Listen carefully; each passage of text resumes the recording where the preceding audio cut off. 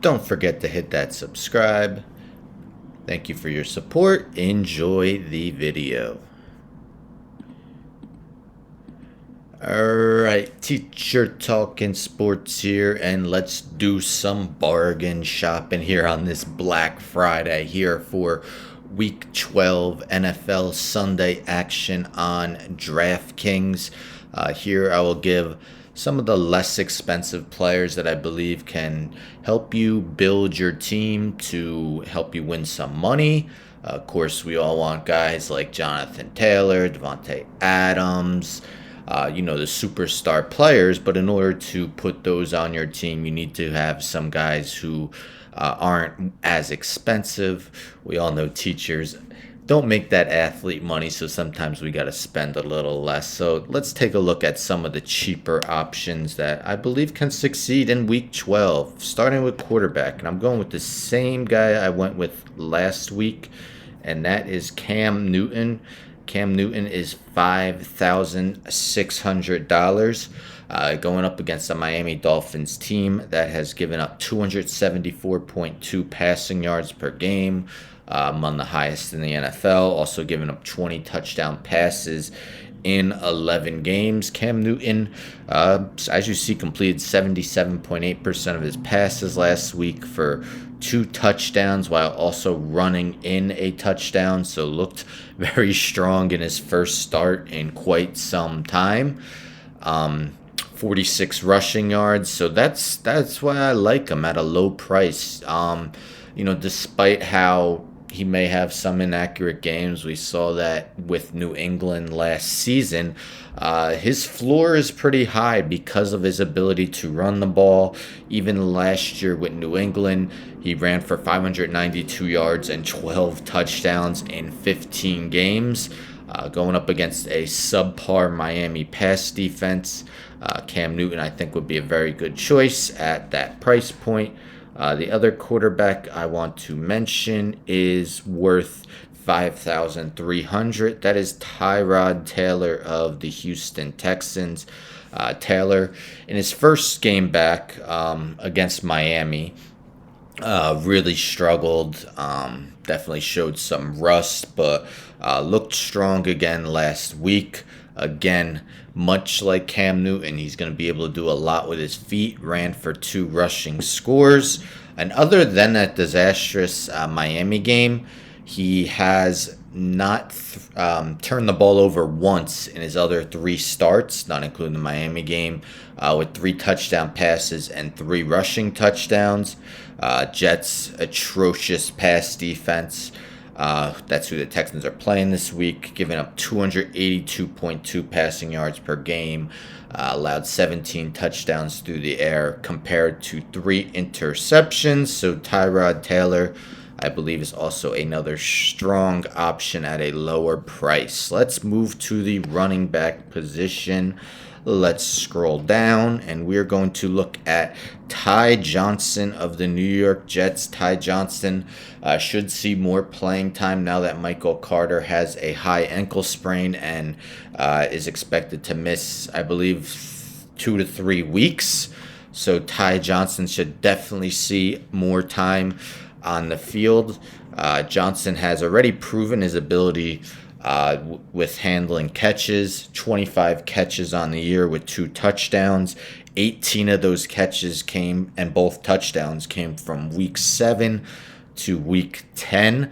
But with Carter out, he should be able to get more carries than he's been receiving of late. Another option is Tevin Coleman, who is $300 cheaper at $4,000. Coleman may get more carries than Johnson, but I believe, especially in PPR leagues, and DraftKings is PPR, that Ty Johnson holds more value due to his ability to catch the ball out of the backfield. And at the low price of $4,300, I think he is an excellent choice in DraftKings. Next, let's go $100 cheaper, and the same game, Jets-Texans. Picking a lot of players from an otherwise meaningless game between 2 and 8 teams. But we got Rex Burkhead, who actually used Actually carried the ball 18 times last week. Yes, you see only 40 yards rushing in those 18 carries. It has been a struggle as a whole for the Texans to run the ball. But, there's one less name in the backfield. The team released Phillip Lindsay. It's really him and David Johnson now. And it's not like last week was a blowout. The Texans held not a huge lead throughout the game, wanted to play ball control, and they were giving Burkhead the carries. Now he faces a Jets team that is bad on pass defense, but is equally as bad, if not worse, via the running game. The Jets have allowed 20 rushing touchdowns in 10 games, so 2 a game.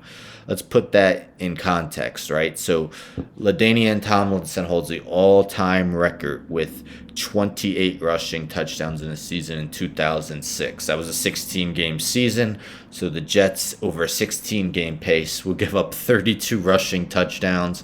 Since it's a 17-game season, they're on pace to give up 34 rushing touchdowns. Excuse me. So if Burkhead gets close to that amount of touches that he did last week, you could definitely expect them to reach the end zone. So that's my running backs. Let's move on to wide receiver. And we're going to start with, at $4,400, Laviska Shenault Jr. Shenault, less wide receivers in the Jaguars room.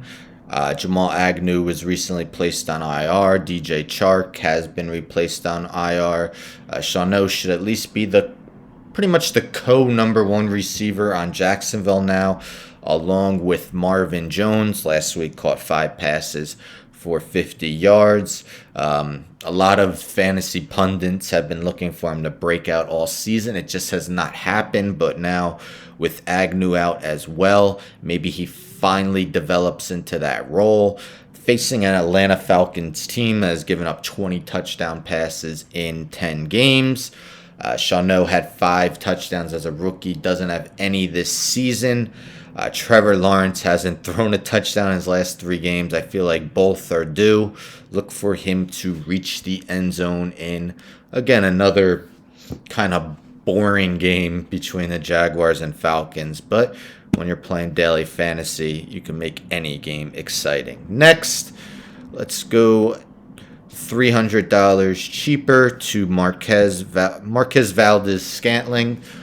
Scantling easily had his best game of the season last year. 4 catches, 123 yards, and a touchdown.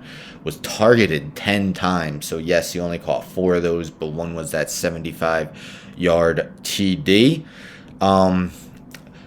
A lot of this is contingent on whether Allen Lazard plays. Valdes-Scantling moved into the starting lineup with Lazard missing the game with a shoulder injury. Lazard has been limited in practice the past 2 days, so we will see if Lazard is able to suit up on Sunday. But even if he does, I think Valdes-Scantling could still put up numbers. Lazard really hasn't done much in the starting role for Green Bay this season. We got Devontae Adams, who will be covered by Jalen Ramsey in this game. So maybe some of those targets that normally go to Adams will be spread around, and look for Valdes-Scantling to capitalize on that. Next, we got at $4,000, Nick Westbrook-Ikhine.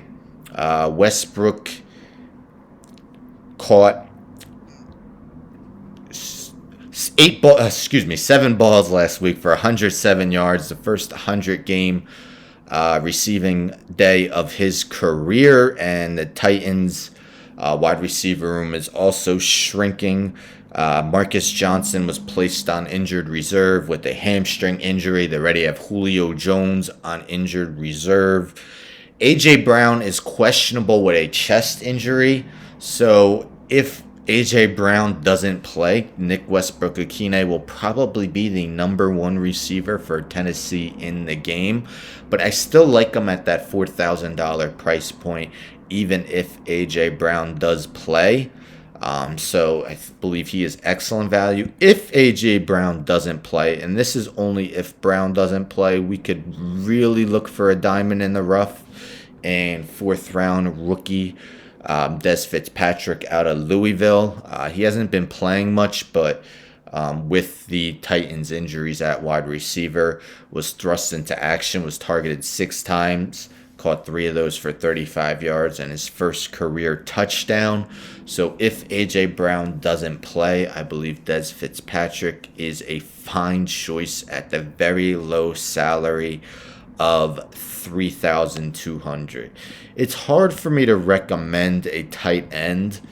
Tight end is such a hit or miss position besides the elite ones. The one name I will mention is Jonnu Smith, who has been out with a shoulder injury. As it says, expected to suit up Sunday against the Titans. Working a timeshare at tight end with Hunter Henry. Maybe a decent choice at 2,700, but he wasn't doing much while playing. And Hunter Henry has seemed to become a red zone favorite of Mac Jones. So if you're really running out of money, Smith might be an okay choice, but hard to recommend any tight ends. If we go defense, if we look at the second lowest price point, I actually took them in one of my leagues. The Texans have actually forced 10 turnovers over the last 2 games, playing a Jets team. Zach Wilson back in action. We know Wilson's kind of been a turnover machine in the games that he's played. So while the Texans are far from an elite defense, they've been better on defense than they have on offense. So definitely a choice if you want to take a very inexpensive defense against a bad offense. Texans may be a good choice. So those are some of my bargain shopping picks for DraftKings Week 12 Sunday action. Let me know in the comments if there's anyone I didn't name that you are looking to take that is also inexpensive. Don't forget to subscribe, like the video, share the video, hit the bell for notifications. I'm out.